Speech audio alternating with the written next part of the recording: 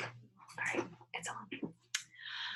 All right, Honey Island teachers, this is the second video in our series on adverse childhood experiences. This is Jill Gus, and I'm here with Kelly Falterman, who is going to talk to us today about how trauma impacts the brain. All right, so let's get started. And the first thing I want to share with you is just some thoughts on how stress affects your body. When I meet with students and they're talking about anxiety, which we do have quite a few students who, feel that they experience anxiety, parents who contact us because their children are exhibiting anxious behavior. And one of the things that I talk about with students and with their parents is this sidebar over here that talks about the physical health consequences of regularly activating the flight or fight stress response. So whenever your body goes into stress mode, your body is really sending you a signal that there's danger, when sometimes there really is no danger. But if a child is experiencing trauma, their body goes into this pretty readily. They don't have to work hard to get their body to turn on that fight or flight stress response. We notice that sometimes children are what we would call hyper aware, and that's often because their flight or fight stress response has been triggered so much in their environment outside of school that it becomes more easily triggered just in general, no matter where they are. So one of the things that students with anxiety experience is the upset stomach. We have kids who come up and they want to call home because their stomach hurts. And what I've tried to share with the parents and those students is that, when you are constantly worrying.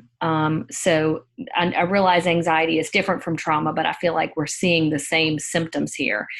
That constant shutting down of the digestive system. Your body is sending your stomach a message that says, stop digestion.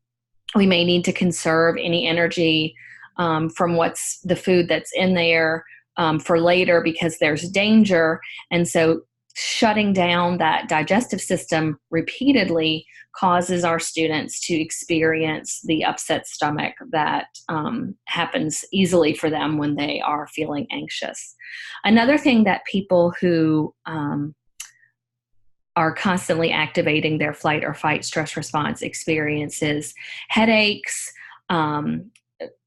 I don't really see this as much in our students, but certainly in adults, hair loss or skin rashes, because another thing that happens when you activate that stress response is that your body tells your blood vessels to constrict because there's danger, and because, if there's a danger of injury, the body doesn't want to bleed out. And so it automatically constricts those blood vessels and slows down the amount of blood pumping through them. And so that's why the headaches come, and those other things that are mentioned here. Students who experience anxiety or childhood trauma also, have that racing heartbeat that happens easily. They may have, aches and pains in their muscles, or also have trouble sleeping at night. And certainly we see behaviors in some of our children because they're not getting an adequate amount of sleep.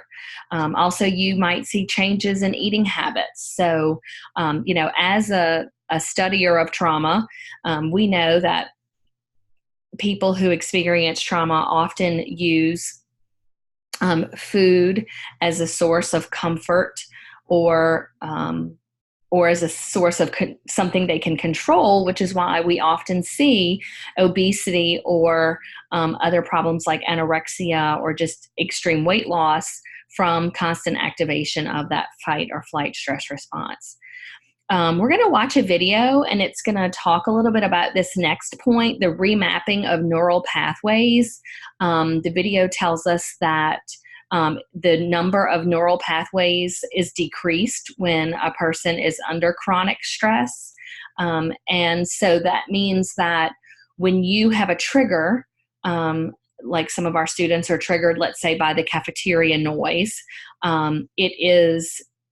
it automatically sends a signal that goes a certain pathway in your brain that triggers that response that they might give at home when there's yelling at home.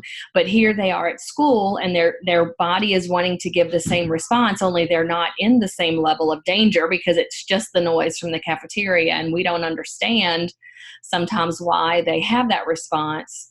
But that could very well be why, because of something that's happened at home to cause that neural pathway to just be developed where it goes that one way all the time. As far as the other infographic here on how stress affects the body, that's just good information for you to take a look at and have as we move forward. Okay, so now we're going to watch this quick video on how stress affects your brain.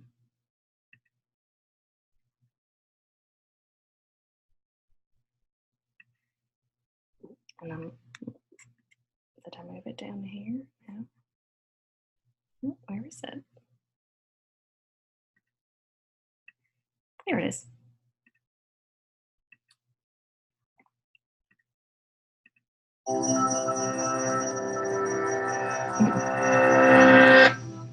Are you sleeping restlessly, feeling irritable or moody, forgetting little things, and feeling overwhelmed and isolated? Don't worry, we've all been there. You're probably just stressed out. Stress isn't always a bad thing.